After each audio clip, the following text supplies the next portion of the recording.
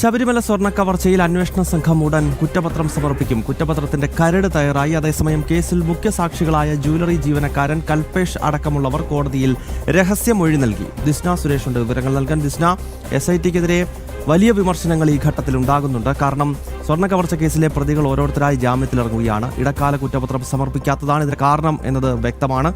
അപ്പോൾ വിമർശനങ്ങൾ ഉയരുന്ന ഘട്ടത്തിലാണ് ഒരുപക്ഷെ ഈ കുറ്റപത്രം ഉടൻ സമർപ്പിക്കാൻ സ്പെഷ്യൽ ഇൻവെസ്റ്റിഗേഷൻ ടീം ഒരുങ്ങുന്നത്.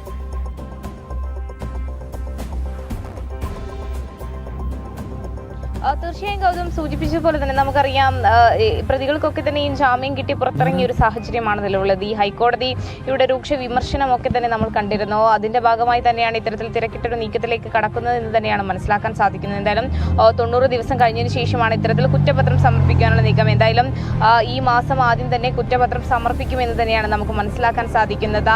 അതിന്റെ